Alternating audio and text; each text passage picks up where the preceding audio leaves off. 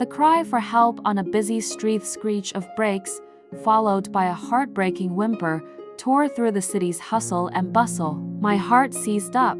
Amidst the endless stream of traffic, a small figure lay there, writhing in pain. It was a dog, its once white fur now matted with mud and blood, its eyes wide with terror and immense suffering. It tried to get up, but in vain, its hind leg barely moving. I watched it struggle hopelessly amidst the speeding vehicles, no one stopping, no one even glancing at the tiny creature. Then, with its last ounce of strength, it dragged itself out of the dangerous lane, pulling its severely injured leg, inch by painful inch, until it reached a gnarled tree on the sidewalk and collapsed trembling. Its whimpers grew faint, as if its last hope had drained away. Seeing it huddled and defeated amidst the indifferent crowd, my heart ached with an overwhelming sense of helplessness and sorrow. I knew I had to do something immediately. A race against time. The fateful rescuer approached the dog,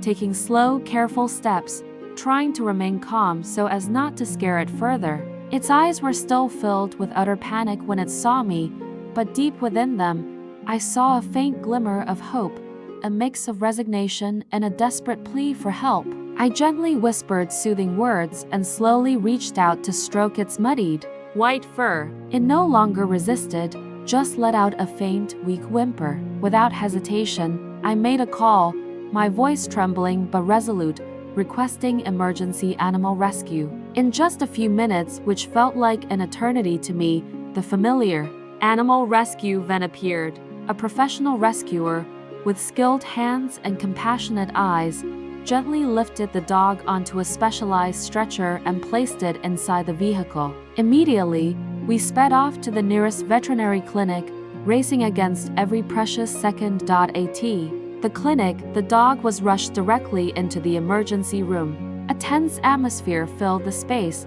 but the professionalism of the medical team somewhat reassured me. The smell of antiseptic, the gentle clinking of medical instruments, and the quiet voices of the nurses created a symphony of life and hope. The veterinarians and nurses quickly went to work.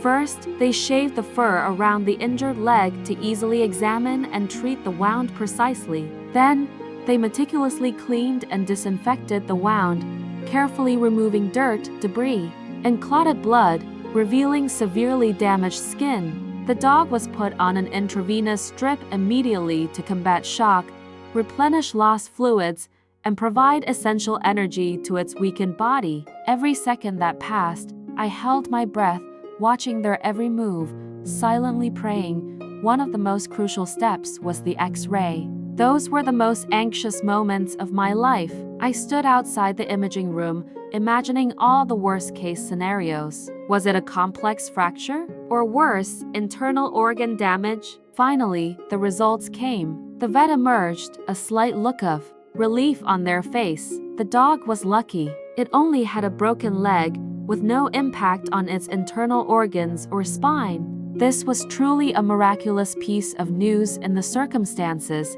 a ray of light in the thick darkness. Immediately, it was given antibiotics to prevent infection and continued on the 4 drip to recover its strength quickly. Once its condition was stable, the vets performed surgery to set the broken bone with a specialized plate and carefully bandaged it. Seeing the dog lying there after the surgery, I felt an immense sense of relief, as if a huge burden had been lifted. The dog was kept at the veterinary clinic for a week for observation and recovery under the special care of the veterinary team. Every day, I made time to visit. At first, it was still weak, its eyes full of sadness, sometimes only stirring faintly when I arrived. I sat for hours by its cage, gently talking, stroking its soft, matted fur. I brought small toys, warm blankets, hoping to bring a little joy and comfort to it. Just a few days later, I saw noticeable changes, small but incredibly meaningful progress. The wound gradually dried. It started to lift its head when I called its name, then tentatively took a few steps on its 3 remaining legs, though still a bit wobbly. The painful whimpers were replaced by gentle sniffs when I petted it, sometimes a soft, trusting purr. I still clearly remember the moment the dog finished its first bowl of soft food after many days of refusing to eat, and then wagged its tail weakly when it saw me. These were the moments where all fatigue and worries vanished, replaced only by immense happiness and hope. Watching it recover day by day, from struggling to eat to finishing its whole portion, then wagging its tail more vigorously when it saw me, my heart swelled with indescribable joy. I knew it had begun to win its battle against fate. A week passed, and the vet announced that the dog was well enough to go home. Without a moment's hesitation, I decided to adopt it. I had already prepared a cozy little corner in my home, a soft bed, new food bowls, and toys. As I carried it out of the clinic, I felt the lightness and trust it placed completely in me. I named it Max, a simple yet strong name, hoping it would signify a new beginning filled with strength and happiness.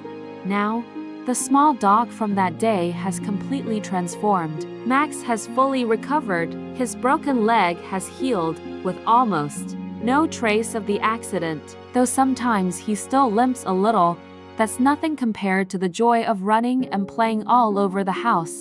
Every morning, I wake up not to the sound of an alarm clock, but to Max's joyful snorts and gentle licks on my face. We run together in the park, Max eagerly exploring every nook and cranny, his tail wagging non-stop, as if making up for the days he could only lie still. Every evening, he curls up at my feet while I work, occasionally looking up with trusting, loving eyes, then drifting off to sleep with soft snores.